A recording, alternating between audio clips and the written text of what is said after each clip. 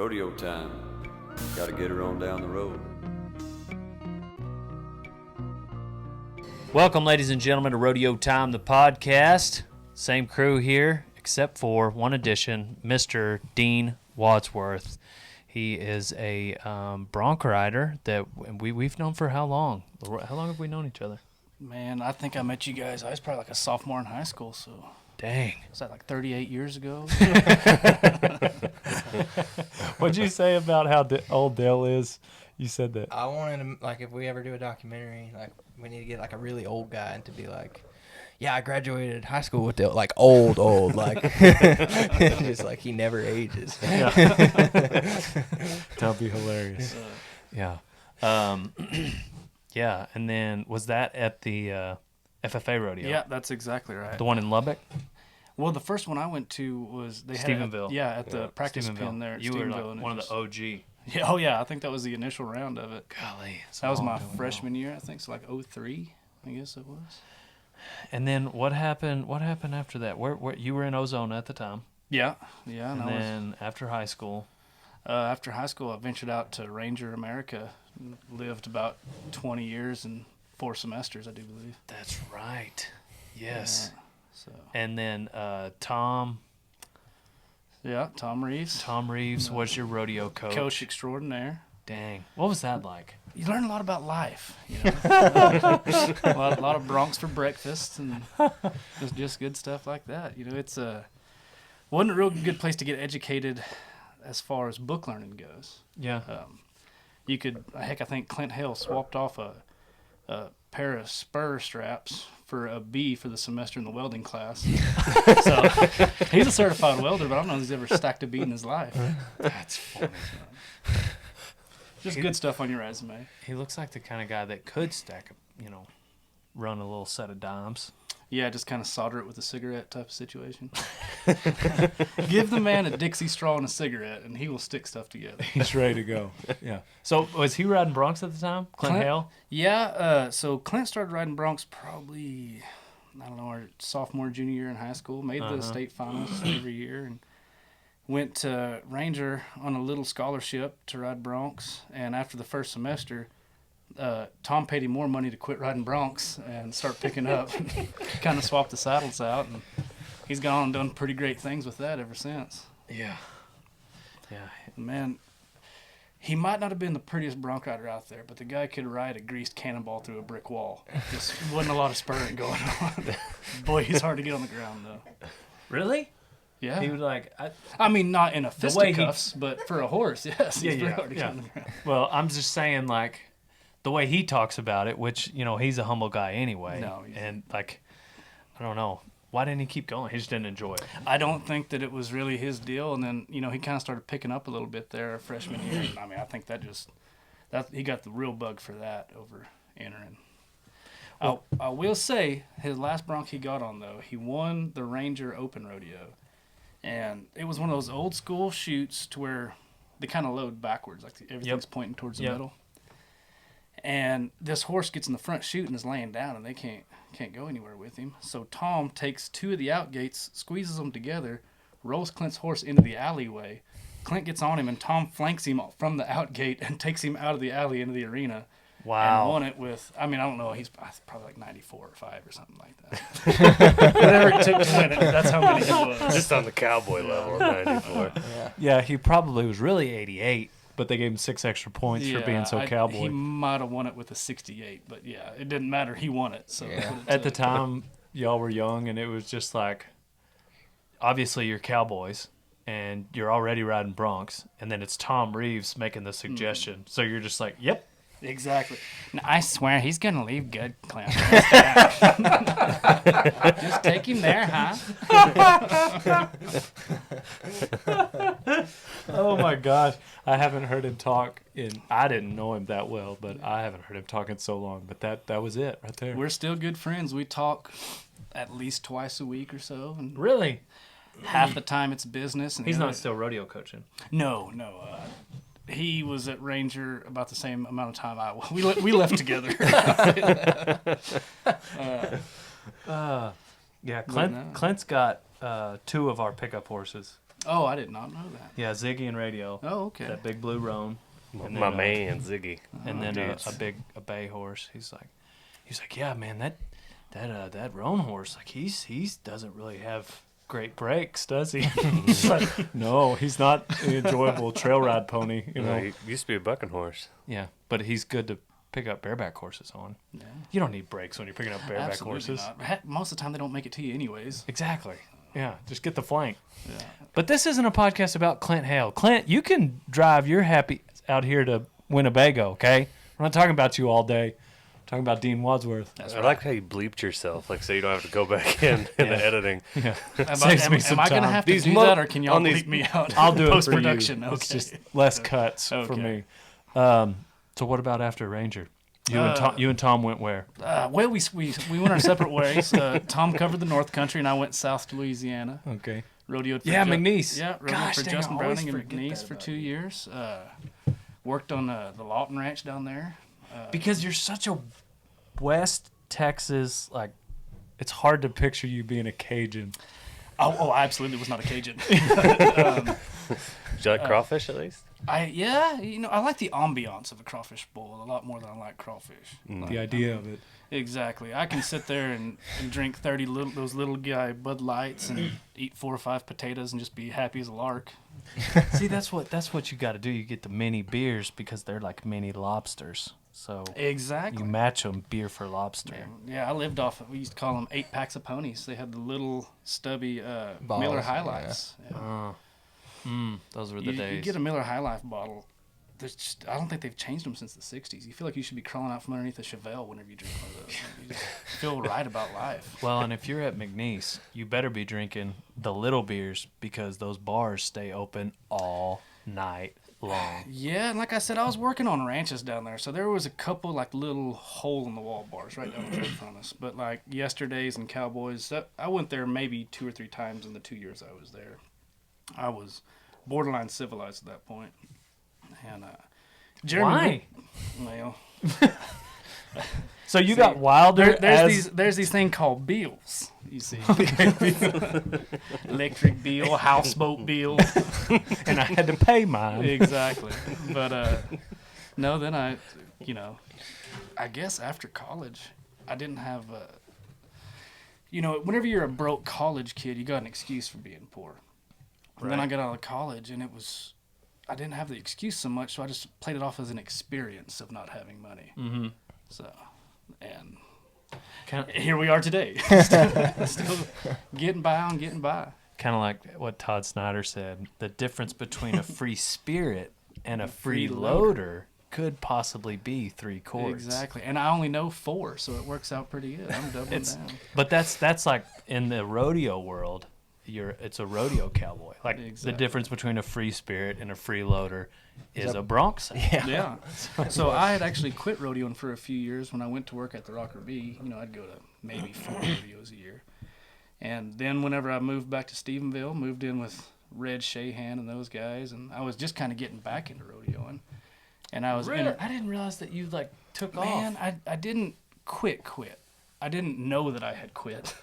But I'd maybe go to 10 rodeos a year, which it's kind of, borderline quitting. It's just enough to where, like, deep down in your heart, you don't feel like you've quit. When you're almost getting on as many ranch broncs as you are saddle broncs, you might be borderline retirement. But anyways, so yeah, I was back in Stephenville kind of trying to get some qualifications up and riding outside horses and shoeing horses and running around with Red. He was introducing himself as a musician. And hell, he hadn't even had an album out at that point. Maybe a little EP with Red and the Vitals. But I was introducing myself as a horseshoer, and I'm like, man, if I'm this broke and hanging out in the bars and being borderline degenerate, it sounds way cooler if I say that I'm riding broncs for a living because I'm making as much money as I am shooting horses. No Red's line, I guess I can. Exactly.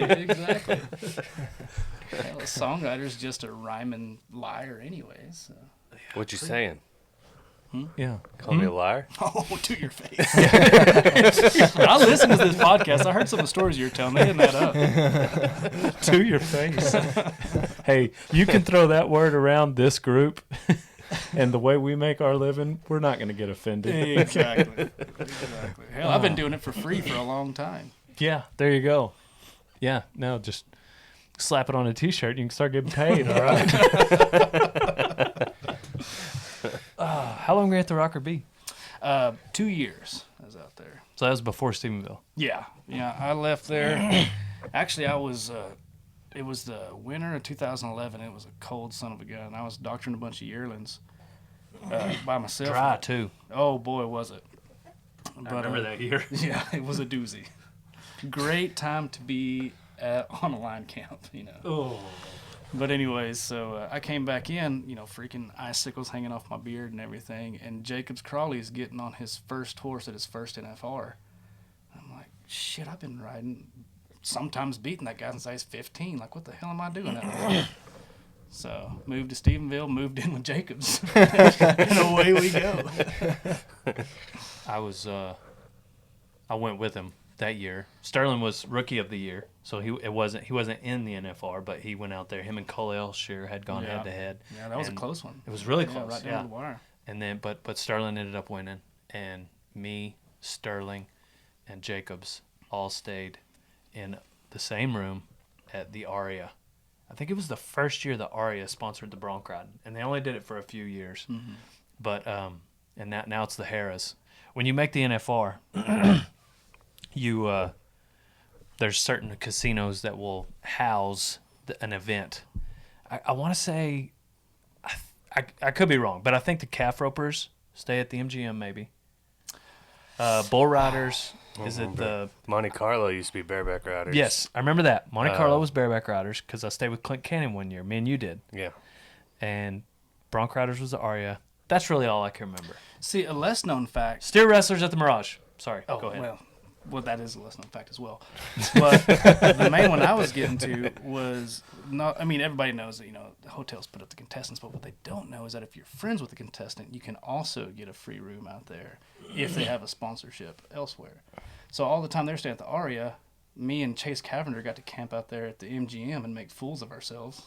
Because they had that room. Yep, and just introduce ourselves as Jacobs and Sterling and just rock and roll right along. I've stayed at one of their outside rooms. Yeah, the next year, I was like, we need separate rooms.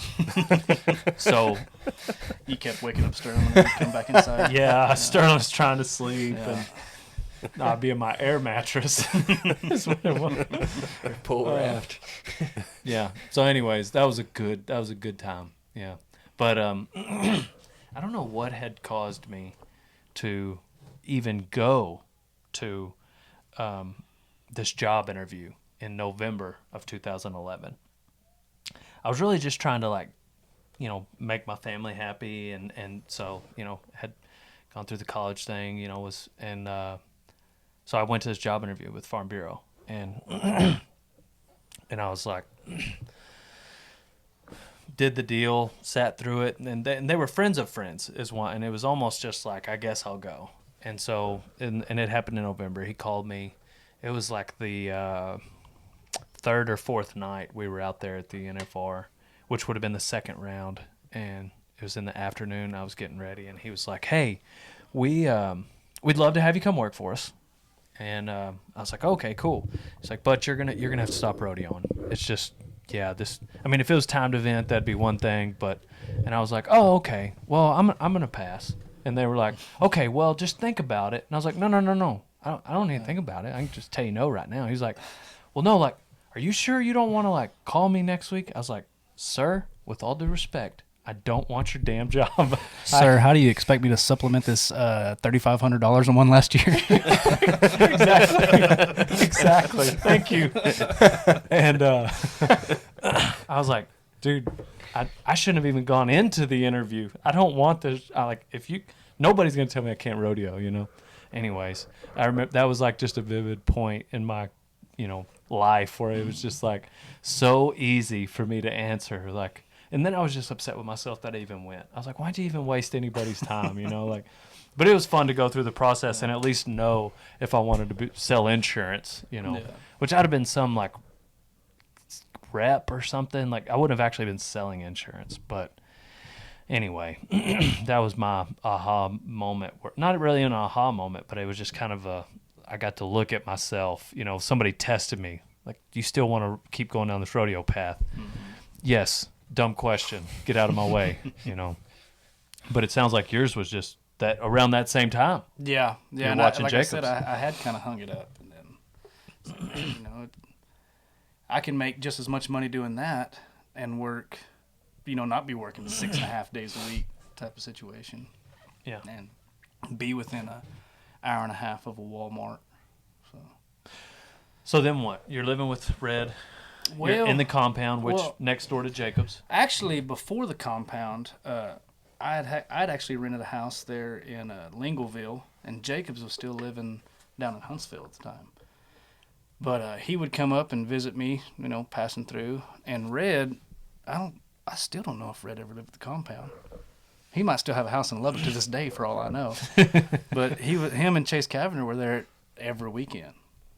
And Chase there. was definitely not probably on as far as as rent. Like he was couch surfing. Oh, Or there was was he, did he have a room? There was probably 8 people at any given time living in that house, and I think Yeah. there was 2 of us who split the rent on it.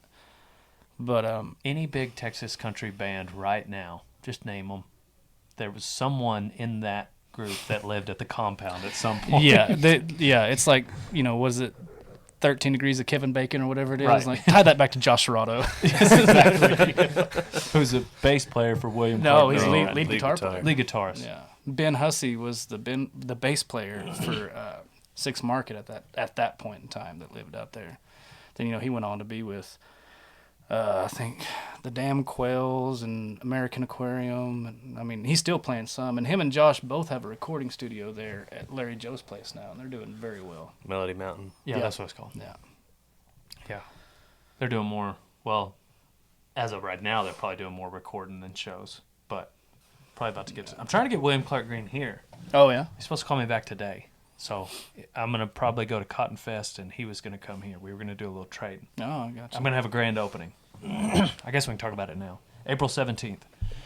We got a sale coming. It's April 15th. This is a plug, y'all, in case you didn't know. DaleBrisby.com. Mid-roll. Buy one, get one. Starts April 15th, DaleBrisby.com at noon. And that's a Thursday. But then Saturday, you can also come into the warehouse for the grand opening. Hopefully we'll have William Clark Green. If you know him, text him. Tell him to hit Dale Brisby back. And, so we're going to let people come into the warehouse. Should be interesting. Is it okay if I do a plug as long as we're doing Yeah. No. Craigslist.com/Dean Wadsworth. Several things for sale. Got my own profile. Free goats. man, Goats all and kinds of sheet stuff. metal. Yeah. Got some old horseshoe and rasps. Oh, Sheet bucket metal. loads. You want to make some knives? Got some rats. Exactly. Yeah.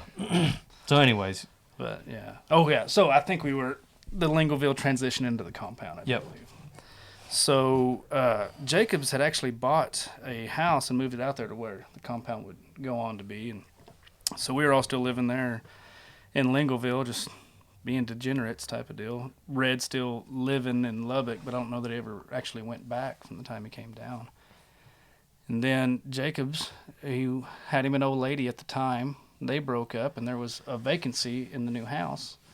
So before he could say yes or no or otherwise, me and Red just moved in, kicked our duffel bags out in the other 2 deals, and Teddy lived in there with us for a while. So there was 4 of us living in that trailer house. And if you want to see a man just really get to hustling and building fast, put 3 guys living in a trailer house with Jacobs Crawley. Like, he will make stuff happen to get you out of there. So, you guys woke up the next morning, there were 4 trailer houses on the well, property. Well, one at a time, we got to 4 trailer houses out Yeah. there. Yeah. That was a iconic spot in Stephenville. It was a fun place. It really was. All it took was a leader to get it started.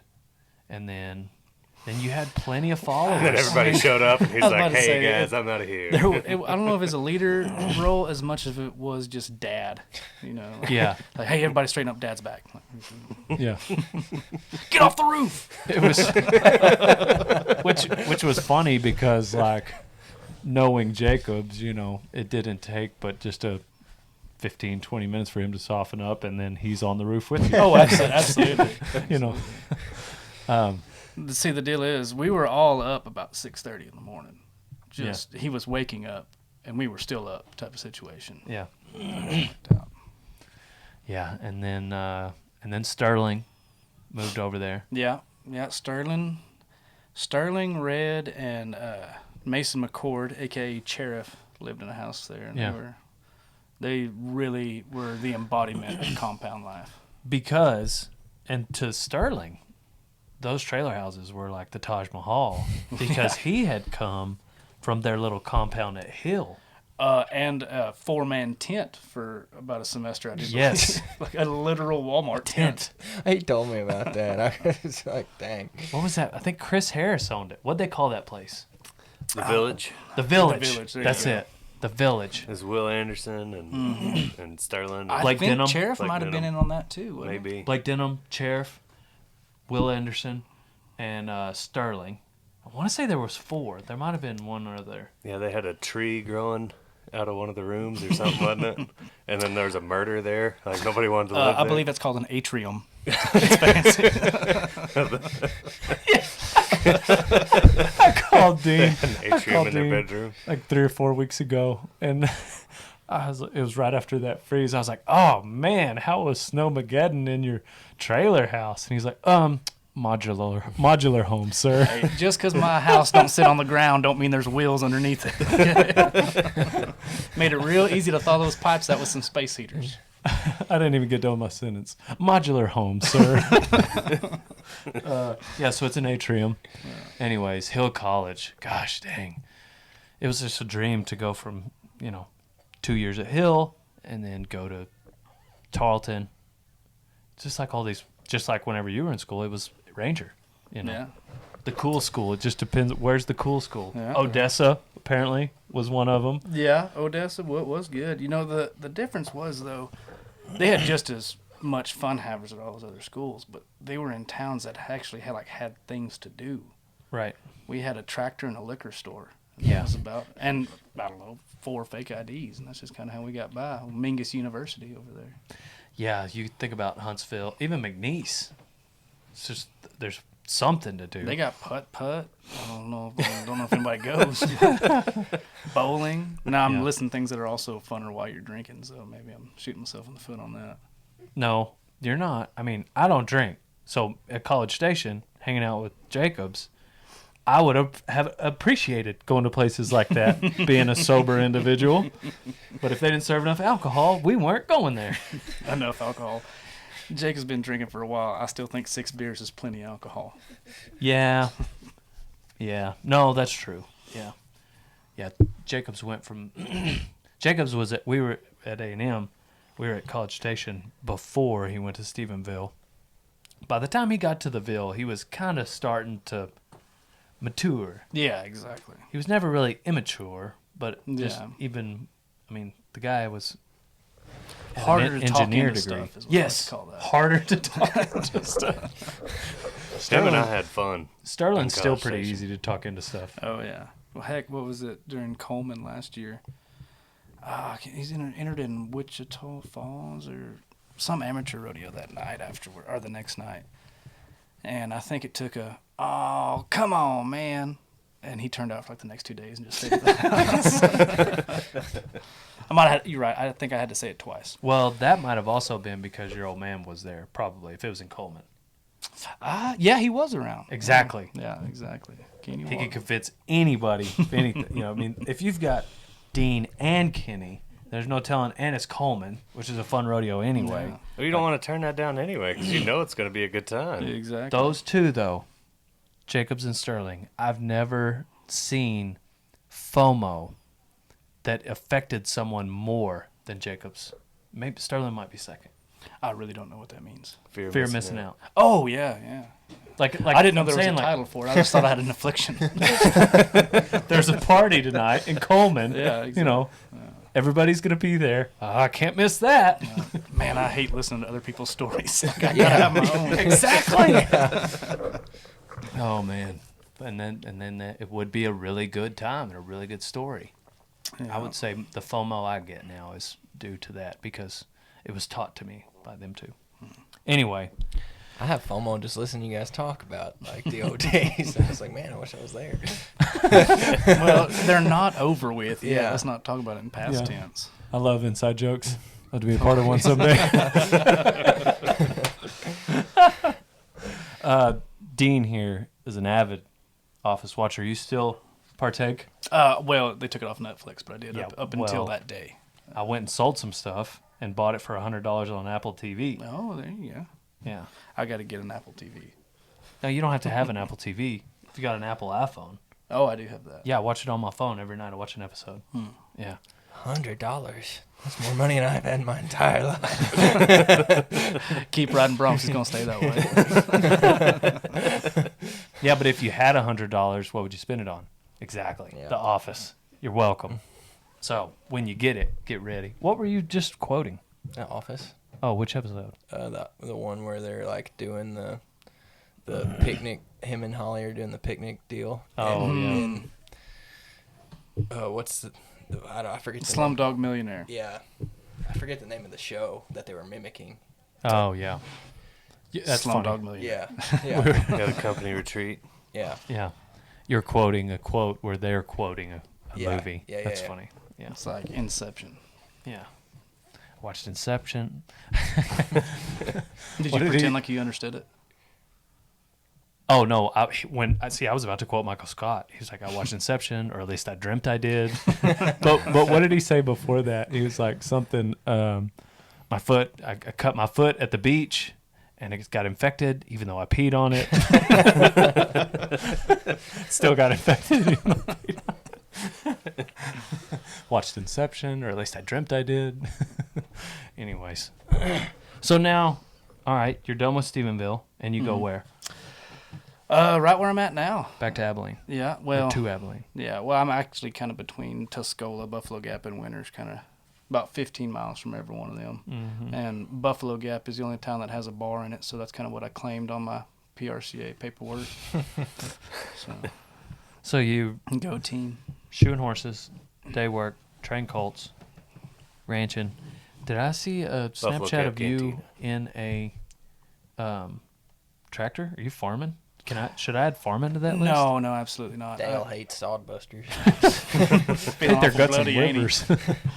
No, I figure as we do plant a little bit of wheat to graze out in the wintertime and a little bit of hay grazer. But as long as you're planting stuff that you strictly feed to your cattle, I don't think you qualify as a farmer. Yeah. So you're not gonna like.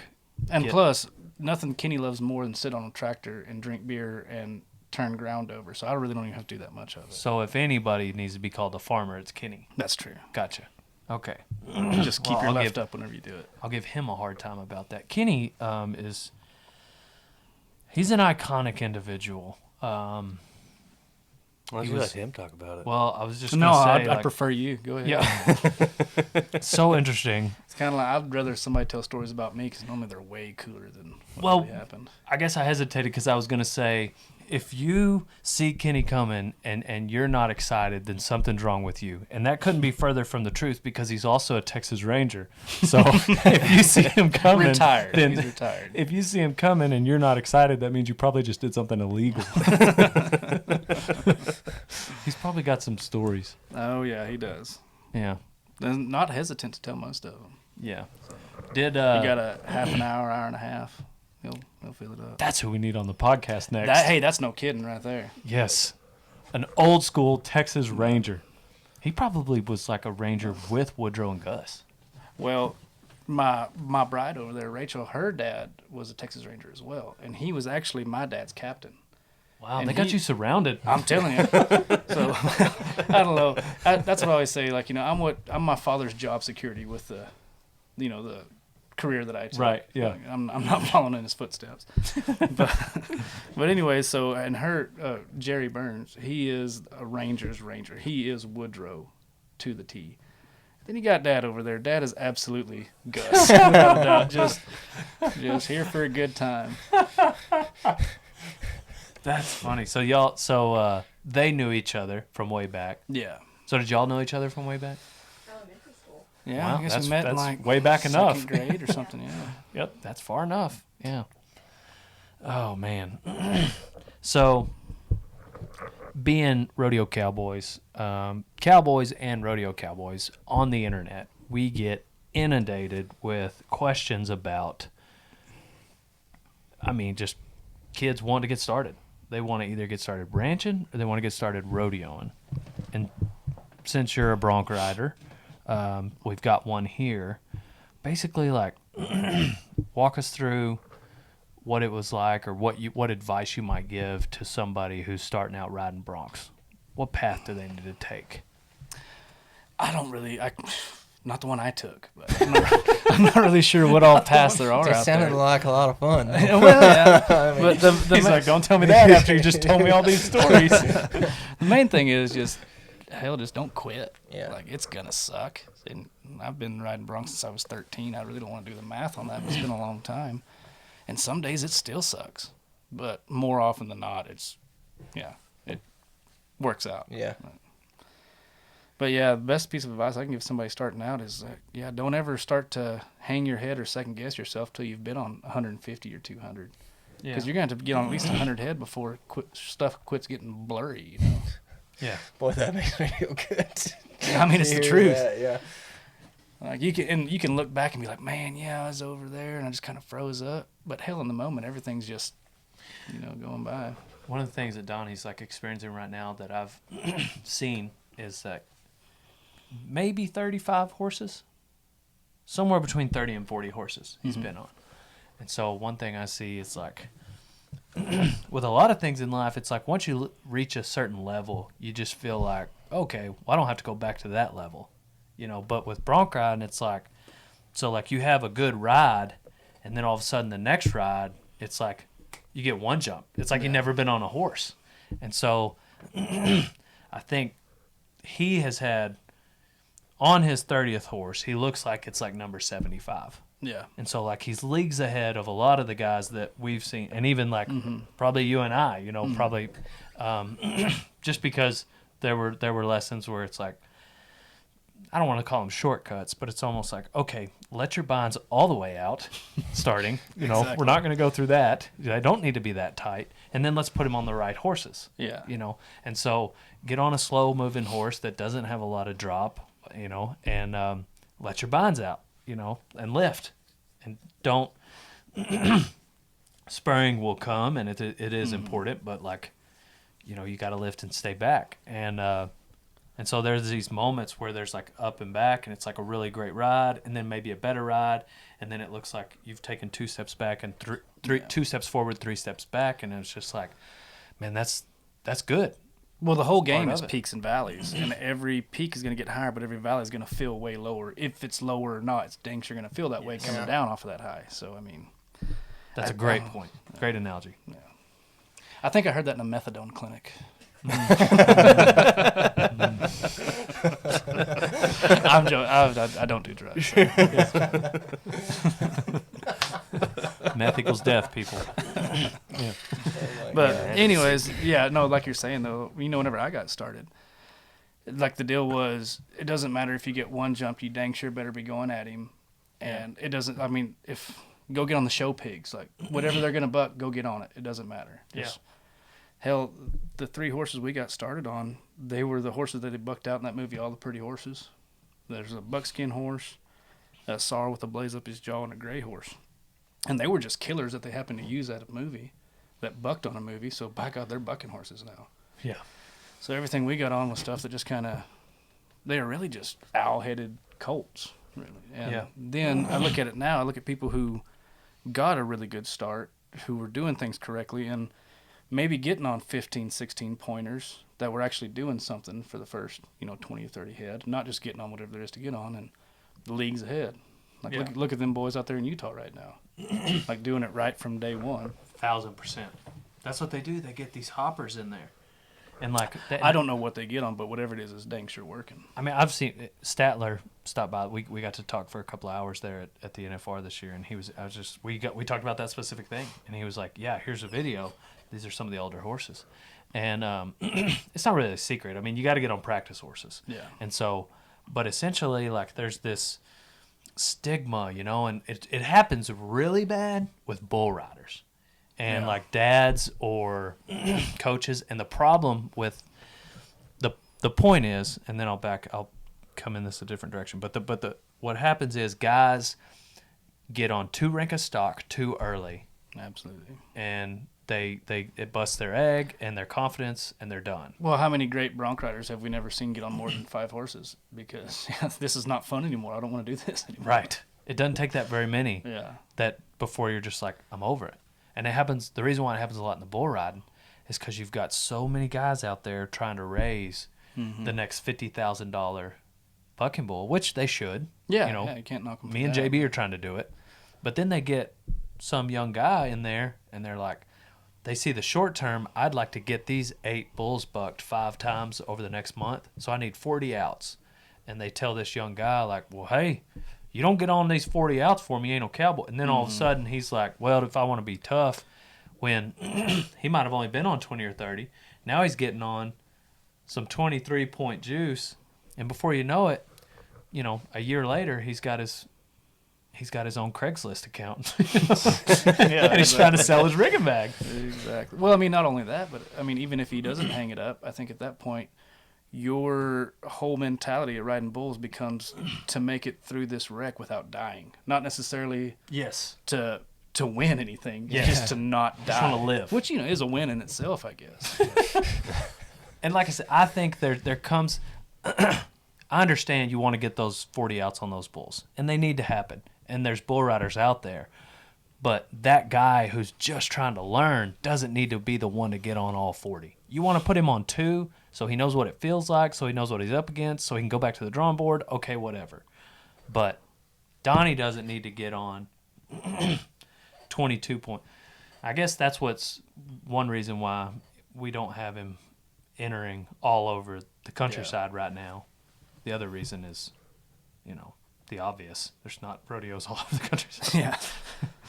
And I don't need somebody else keeping me from getting into rodeos right now.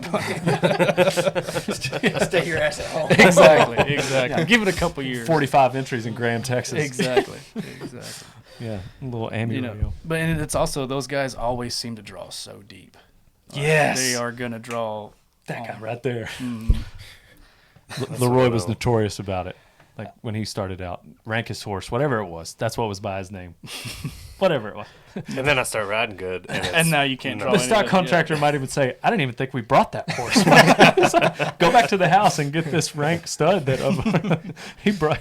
But drew a exactly horse what you're that's not saying, even I let it get in my head. Yeah, And it's not fun anymore. No. And then, but like we were in Fort Worth, I think me and you and Oh, that was a fun night. yeah, we had a really good I don't time. remember whose house we stayed at that night, but they had a whole like recording studio worth of instruments, and we don't know. They this weren't person home. from Adam. They weren't there.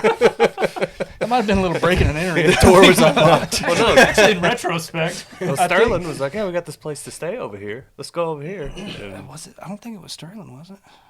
I don't know. It I wasn't thought it me. was somebody we met at the bar. I know that Sterling met. Oh, yeah, but Sterling didn't know this person either. No, but he's like, hey, I got this place. Let's go. So we're just having a heck of a time, full-on concert in there. Yeah, the guy that owns the place and walks then- in. yeah, and apparently- Sterling's sitting apparently he there came home freaking from killing vacation. The drums and what'd he say? he sat down with us and jammed. Oh, good. Yeah, it's But good no, time. getting back to the point we were talking about was I drew Roping Dreams when she first came around from United, and she was in the E-Pen at the time. There's a picture. Yeah, and like I was nervous as all get out just because I still get nervous on that horse. I'd been drawing so deep, but I get 3 jumps out there, and in my mind I'm thinking, "Wow, I can ride this guy." Whew. No, I can't. But the picture, though. The one of her kicking out and Yeah, me so, like, laying he's flat like- on my back. It's like him. No, not flat. Like he had just landed on his tailbone, which hurt him for months after that. Yeah. Oh, So yeah. like he's landing on his tailbone, kind of wincing, and this horse is like pretty as a picture, maybe like 6 feet above him, just stretched out, front feet curled, and like mane up, and it was just like. That was the wrong night to go to Fort Worth, you know. No, it was. I agree. They I finally were. got my picture on the side of a truck. I mean, them horses got it on, but I let them get in my head. They weren't anything I couldn't handle, Yeah. and that was just, yeah. But I yeah, think- that hurt. My favorite guy getting started and drawn deep story. To this day, the guy might be dead. I'm not sure. I don't know. I don't remember his name. But we were at Shreveport, Louisiana, and there's this. I mean, the guy was kind of big for a steer wrestler, even. And he's back there and hanging out behind the chutes. I kind of walk by and get to visit with this guy, it is the 4th bareback horse he'd ever been on in his life, and it was his first rodeo. And so they'd entered up there at Shreveport. He's asking me about these horses. He goes, you know that Alt 15? No, I don't really know any of the horses' numbers, much less bareback horses. And he goes, oh, okay. Then he walks off to look at the sheets and comes back. He goes, I think they call him Big Texas or something like that. I was like, oh, shit, yeah. Yeah, he Being bucks. horse And of the year. this is the year after he won the halter. Like, he's on his game at this point. Yeah. So this guy's like, man, you mind giving me a hand? I was like, oh, absolutely, I will. Like, I definitely want to be around this deal.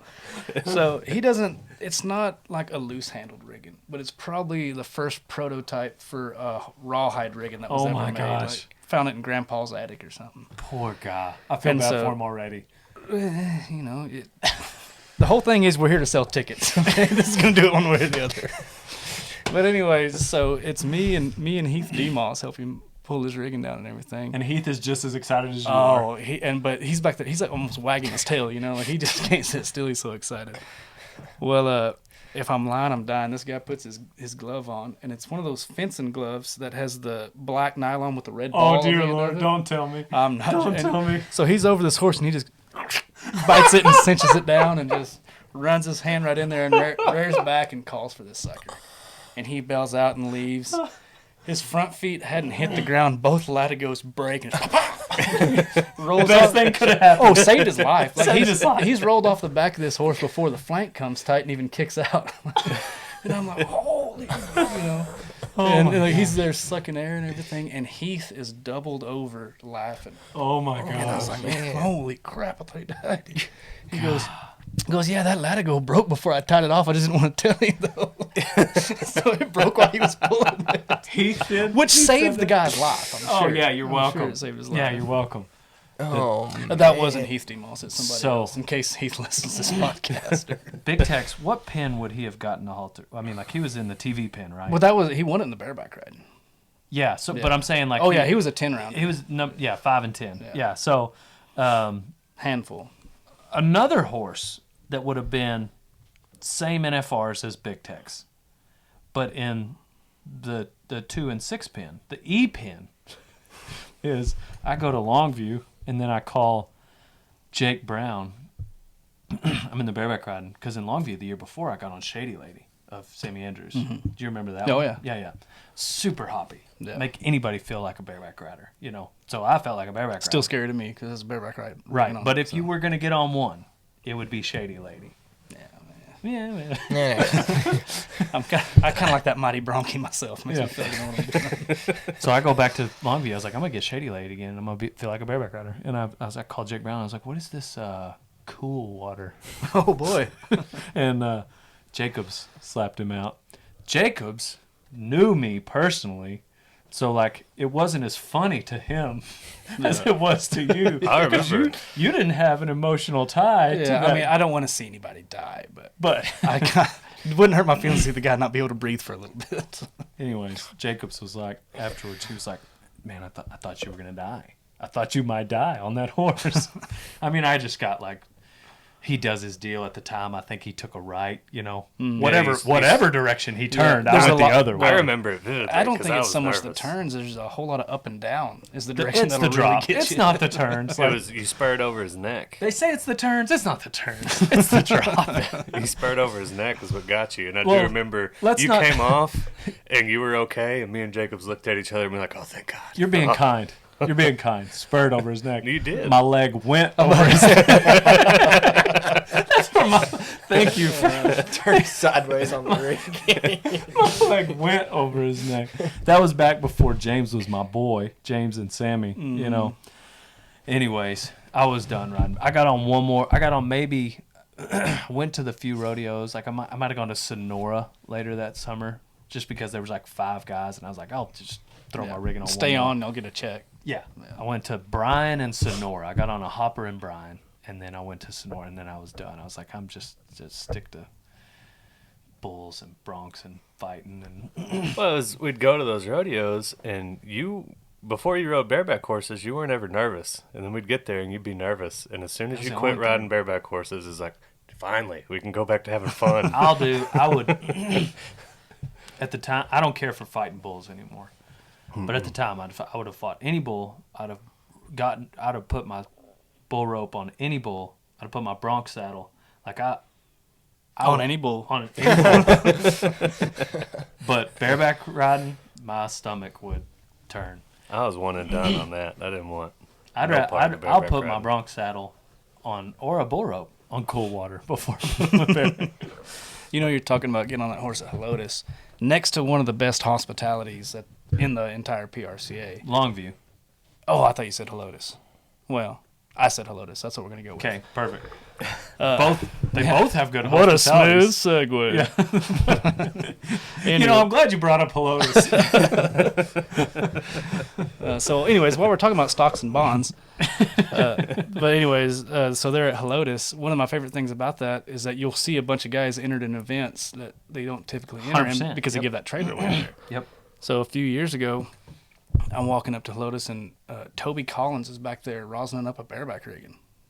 I was like, oh, good God. Like you can buy a trailer, man. Like I didn't know that the guy had ridden bareback before, you know, that he rode bareback. So I'm like, oh, good Lord. I said, man, what you getting on? He just kind of looks at me and smiles and goes, power play. Yeah, okay, yeah, but seriously, what are you getting on? And yeah, the one rodeo this guy enters up, he gets on, in my opinion, one of the scariest horses at the time going in the bareback riding.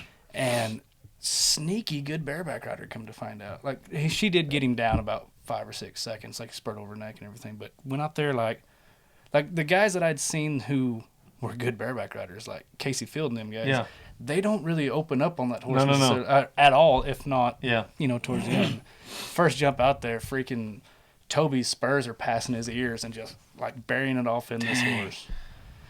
Toby's also small enough, though. I don't know that ass end ever caught him behind the head. Right. Well, he is an Australian. Yeah, like I mean, I think it's like in 2nd or 3rd grade, bareback riding is one of the classes you can take in lieu of recess. You can go to recess, you can ride bareback horses. I remember I was standing on the locker room side of the arena at Belton, at the indoor, well, there's not an outdoor, but the only arena in Belton, and watching that horse come at me when Cody Zober, he spurred the out of that horse, and he just came down the bucket chutes right at me. I can remember it like it was yesterday, and he got off, and that was the day he kind of like the feeling I had on Shady Lady, except his was a real bucket. It was a big boy horse. his wasn't a kid pony. Yeah. Anyways, he was like, that was about the time. Him and TP and Bill Tudor and all them, but anyway. Talk about a group of kids that turned out to be some wolfy freaking bareback Yeah, riders. so Toots Magoots, he was at Bill Tudor. Yeah, he was at Graham last night. Context clues. Oh no, it's for the listeners. Oh, I thought you were talking. I forget we're being filmed. We know you understand, Dean.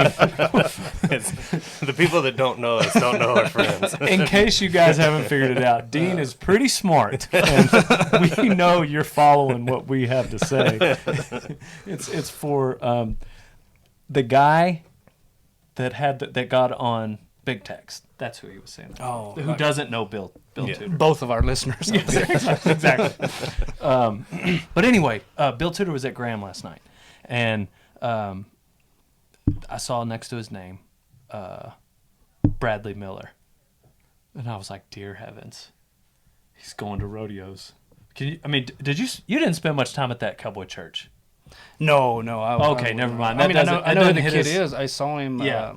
Saw him last year. Rides barebacks real well. Gosh dang, I remember. Golly, I don't even want to say it, man. I just remember seeing his dad put him on calves. Yeah, run beside him. And run beside him and put him on the ground. That some bucks entered in Graham America. Well, I'd enter Graham America if somebody could do that with me on a bareback horse. Well, that was don't let me hit the ground. This was a milk calf. Yeah, Bradley Bronc. That's his middle name, Bradley Bronc Miller. You grow up at a cowboy church. His house is on one end of the arena. The church on the other end of the arena. And your dad was Bubba Miller, bareback rider. You're gonna be a rodeo cowboy. Mm-hmm. Your middle name is Bronc. No choice. Yeah. No shortage of practice horses either, I would imagine. Yeah, no kidding. Talk about chance to just pluck them, just pick your practice horse. That is a big deal, being able to have access to a practice pen.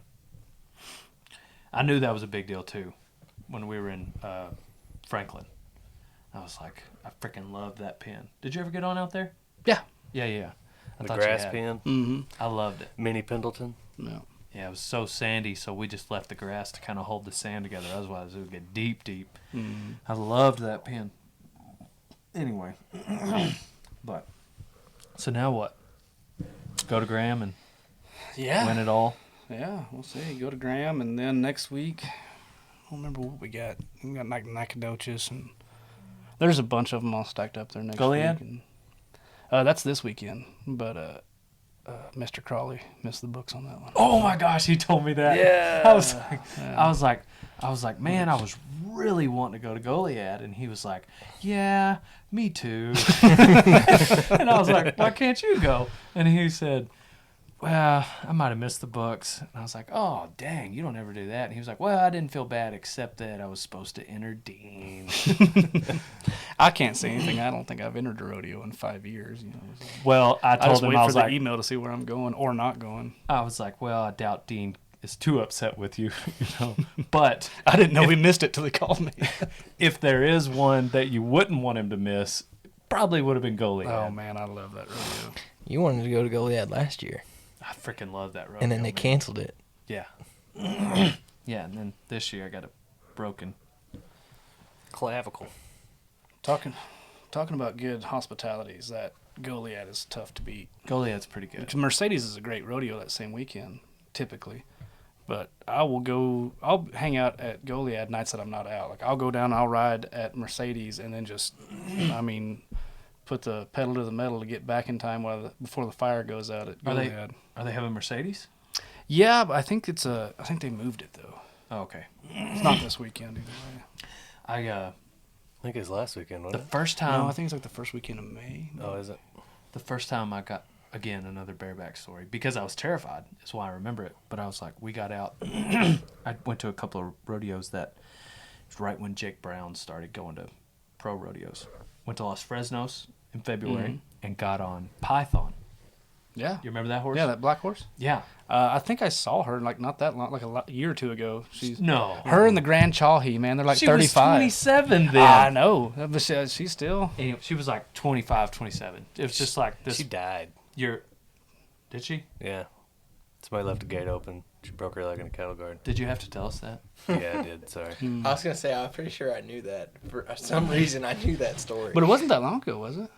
No, I'd have to ask Hunter Carter. It might have been Carter more than found 2 it. years Girl? ago that I saw her. He felt Obviously, really bad. But it And by the way, we wasn't- call them all girls and hers, so it probably was a gelding, but we don't know. Doesn't matter. Anyways, it's like if you just like put your rig back, you could like put wheels on a mighty bronchi.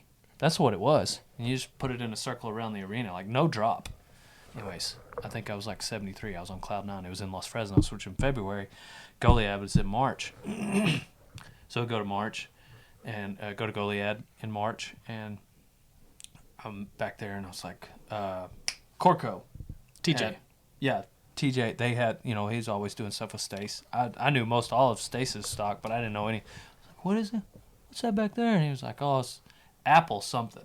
So it's an app. Apple something. And I was like, what's that on its butt? He was like, well, it's not a sale barn tag. It was in March. It was there, and Fort Worth. I learned what the niffer. What the tags well, are. just the fact that they left them on them. I learned that they left them on them. Yeah. And it was like, yep, the old Niffer sale barn. That's what we call it ever since then. He's still got a Niffer sale barn tag on him. Gosh dang. Yeah. I think I remember we were sitting at a rodeo and you and I were joking about it. Look at that, it's still got the sale barn tag on him. Niffer. Wonder where that's at. And the guy sitting next to us was like, dumbass. still to this day, if I see a tag still, February, March, April, April's that's a long time. Like, get the tag off the horse, whoever. But I'll still say Niffer sale barn. Anyway, Niffer sale barn. Medicine Woman. Got on her in a bareback rigging. Oh boy. Really? Yes. You didn't tell me Talking that. about drawing deep. I'm not. You remember the year that they put on? They had. It was supposed to be a bunch of money added in Athens, so they brought Frontier. They brought Sammy. Sammy had it. Stace had it. They like. I was about to say everybody brought. I Like two think or it was three. was it the later? It wasn't the one that they have like in Yeah. April. It's Right. Yeah. But then they for Yeah. some reason all the sponsored money went away. So like they didn't have the entries at the last moment. Well, they Yeah, already but had all this subcontract. But it's like 1,500 added. Yeah, it super ended up being rank. this like 1,200, 1,500 headed rodeo Yeah. with this bad to the bone list of horses and a bunch of these like not bad to the bone bareback riders. And so I was like, what is this medicine woman? Freaking Heath. He's just like the flank man for Frontier. He was just like, oh yeah, just go out there, ride her with 2 fingers. I was like, okay, whatever. Yeah. Ross got on Memphis King or something, Yeah. like just big. Anyhow, I'm about to say he's dropping a handful with a saddle, so I can only imagine with the rigging on Medicine? the horse. No, Memphis King. Well, I'm sure Medicine. yeah, Medicine too. Medicine. I King hadn't too. been on her. Yeah. I've been on Memphis King. a couple Memphis times. King's black horse, right? Mhm. Yeah, I remember that night, like whenever Ross got on that horse. Ooh. Were you ever at any of the wrecks where Ross got wrecked out? Me? Sherrod, no, Dean.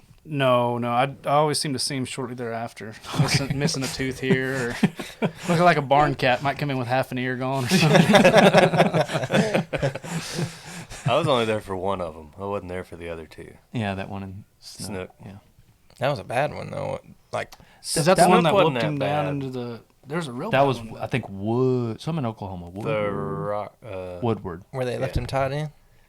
That was the one. Woodward. Yeah. Neither one of us were there. Yeah, that's the one. That was the real bad one that you're talking about. The He had to committee have, like- man didn't know how to run a neck rope and left Well, the horse tied in. No, they left the gate rope tied. They opened the gate, but it was tied, and so it I was about to opened say. 4 inches, and it was a young horse. So that horse went. You're not going to see a committee man running a neck rope at a Benny Butler rodeo. Yeah. He's got one hand on it and the other one yelling at somebody. Yeah. So anyway, yeah. So it was not all those horses all happen at once. You get the pythons and the shady ladies of the day that make you want to do it, and then you get the medicine woman and the cool waters of the day that are like, you know what, I'm just gonna warm up a bull rope and not deal with this stupid rigging. Exactly. And then I sold the rigging shortly after. I still have one rigging Clint Cannon gave me. I figured I better not sell that one since it was a gift, but I keep it around just to look at it. If I change your mind, I got a Craigslist page. We can throw it on there. Okay. When I was a kid, I was at one of Lyle Sankey's rodeo schools, and I remember Lyle and D. Whip Forrest and somebody else. Your dad used to teach it, though. Teaching didn't them he? all the that's time. what I Yeah, thought. yeah. That's why I was around there. I'd go to them, whatever. I've taught at a few. Sankey rodeo schools. It's kind of a plug, but not really. That's one way to learn. Go to a school. SankeyRodeo.com. SANKEY. So, anyways, we're at these schools. He's got like 30 across the country throughout the year, and I remember being a kid, and I heard DeWitt telling somebody. I'll never forget what I felt when I heard it, but I might butcher kind of how it was worded. But essentially, it was like he was talking to somebody who, and essentially they asked him like, "Do you miss it?" And he said, "If you don't miss it, you never loved it." And it stuck with me. I was just like, I love it. I know I love it, so I know I'll miss it. So I got to stay in this damn arena as long as I can, you know. One way or the other. Which was what was so exciting about, Pop missed it. He had missed it, even though that was why he just couldn't not be in the arena. He knew that and he believed that, just like, because he loved it and he knew how bad he would miss it. He was so scared of getting old, Which, Well, heck, he was still entering whenever he was in his 50s. yeah, no kidding. Like- Like 6 months before he died, he got on that, me and Yeah. A-Lide, and he was at the All Aggie rodeo. He's Yeah. like 65 points. A-Lide gave me that buckle later. Oh, that's awesome. A-Lide was first and Pop was second. A-Lide gave me that buckle. Probably a beauty contest. No. Yeah, exactly. He was like, man, your dad should have had it. But anyway, so like any event that I've talked about, but bareback riding, don't miss it at all. Never loved it. You know what I'm saying? Like exactly. never felt more like Bullfighting, I kind of miss it sometimes, but broncs and bulls were always, that was it, like those were the two that I could never not do, but bareback, that's for the birds. Y'all can have it. But, surprisingly, did you never get on any? Barebacks? Yeah. I got on 2 in college. It was... And like the second didn't go any better than the first, and I shouldn't have got on the second one. It was surprisingly not near as painful as it looks. Mine sucked. Like it didn't feel good at all. But I'm just saying, like you can watch a hopper bareback horse, like a shady lady or a python, and it still looks, if you've never been on one, it looks rough. Yeah. But when you get on those horses, like you get off and you don't feel a thing. Like your bicep might be a little sore because of the lifting and the jerk, but like shoulder doesn't hurt, your neck doesn't hurt, your elbow doesn't hurt on those hoppers. Now, the cool waters and the medicine women, they will hurt. That makes your neck hurt. That makes your back of your head hurt. Makes your ancestors hurt. But anyway. Yeah, I don't know. I've seen enough. What I'm calling old bareback riders is guys in their late 20s. And they kind of look like they hurt all the time. Right. Yeah. I didn't start hurting until I turned like 33. Yeah. Whew. That is one thing, though, Donnie, that, you got... Donnie's 25? Yeah. Yeah, Donnie's 25. And plenty of time. Been on 40. Well, look at Brian Hammonds. He made the circuit finals no telling how many times. Never made the finals, but made the short go at Denver several times. Guy rode broncs good. And I don't think he ever got on a bucking horse till he was 27 or 28, he was telling me. Yeah. I'm sure I got the numbers wrong, but I know he's in his late 20s before he ever even thought about it. Yeah. Heck yeah. Well, do you know what you got drawn tonight? I don't. No, find out whenever we get there. Yeah. Judges draw. Oh, it's one of those. It's one of those. Yeah. Sorry. Don't know what you got. Dale Bring Brisby. your own damn halter. Dale Brisby doesn't go to those. Dean Wadsworth used to not, but this year beggars can't be choosers, my lord. No. Did you bring a halter? I did. That's good to speak. I had to punch some extra holes in it. I often have to loan things to people at this rodeo. I'm pretty sure I'm still riding a bronc rein that you gave me like 4 years ago whenever we stopped by here to get on practice horses. I've lost it twice. Both times Trace and Antonick has found it at the rodeo the day after and tried to sell it back to me. Donnie, you got any questions for Dean? Y'all are both redheaded. Yeah. You're both bronc riders. Yeah. You're kindred spirits, man. Yeah. Both play guitar. Both love The Office. You want me to keep going? No. Yeah.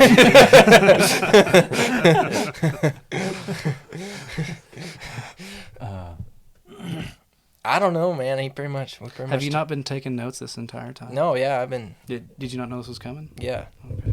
Okay. Yeah, I figured. Should I go move in with him? Like, is that do you have any availabilities in y'all's? Do I? Do I? Can't do much. Go check out his Craigslist and look at his listings. Yeah, exactly. You'd have to come all the way back here to practice, though. Oh, okay. Yeah, and you'd still have to edit videos for me. Okay. Hey, I got internet now. It's fine. Yeah. Come on over. Buffalo Gap sounds pretty. They got a bar. They It's do. more than we got here. Well, I'm sure you'll have more questions next buck out we have. Did you see that we now have lights? I did. Saw that on the Snapchat. Oh my It's pretty gosh. handy. That is going to be super handy come June when it's 108 degrees. Mhm. Heck yeah. They Yeah, I'll be are much bright. more apt to show up. Gives me a little more time to make it up here too. Exactly. Yeah, you don't have to be here by 3 o'clock because it Yeah. gets dark at 5:30. We usually end with life advice. I'm sure you've got some sort of witty saying. Oh, I mean, I've been in a lot of truck stop bathrooms and seen stuff written on the wall. But well, you guys go first, or does everybody say one? Or? Well, we normally do. Ours, the listeners probably get over and over. yeah. But y'all don't say new ones? we do. We'll change them up sometimes, but we've done 60 of these, so it's kind of good. I guess I'd have to say that in life, if you're ever invited to do a podcast for somebody to pay your entry fees, be sure to get the money up front. Yeah, there you go. Or a script. Bingo. Or have your advice ready ahead of time. Yeah. Hey, there's the real advice. If you're invited on a podcast, be sure to listen to a handful of episodes and know the format before you go on to it. Okay. That's a pretty loose format. We do life advice at the end. That's pretty much all you need to know. Yeah. So He forgot to tell you about that. He forgot to tell you about that part, though, huh? when life hands you lemons, put a bull rope on them has been one of mine. Never start a land battle in Russia in the winter. Okay. See, I'm always like not skeptical, but just like really like if Dean said it, there's got to be like some second or third or fourth meaning that I don't No, get. sometimes it's just really dumb. Okay. And if you say it with confidence and a straight face, you can like play it off like it was a deeper joke. Since we've been through a lot of the same things, this is one that hit me the other day. Maybe it'll hit you. It's a little more serious though. A man has 2 lives, and his second one starts when he realizes he only has one. What about cats? Does that start around 7? The next podcast. I'm gonna have to add. Dang it! There's gonna have to be like a little in the parentheses something, a tag along with this life advice next time I do it. Unless you're a cat, yeah. Then it comes number 7. Well, thank you for joining us. Good luck tonight at the rodeo. I even though I appreciate don't it, believe man. in luck, but we are going to help you out and help you with your fees. Joke's on you. We'd help you with your fees at multiple rodeos, but you agreed to one. So, Well, this is the one that you have to pay before you get on. The pro rodeos, heck, you can keep entering them for like a month. yeah. That's my advice to you. Don't stop entering just because you're out of money. Yeah. Just start entering pro rodeos. Exactly. Yeah. Yeah. You can just put a credit card on it. Yeah. They don't even have. You don't have to have cash.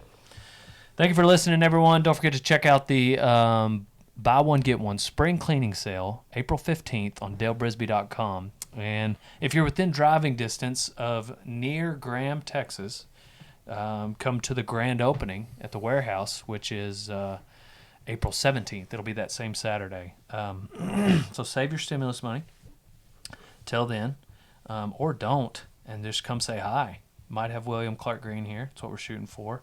If that joker will text me back today. And if you want to hear more details like the address, then text me, 940-353-0890. Text me that phone number. Text me the word special offer, 940-353-0890. Pow, pow, and on to the next one, old son. Wash your hands and say your prayers. Germs and Jesus are everywhere.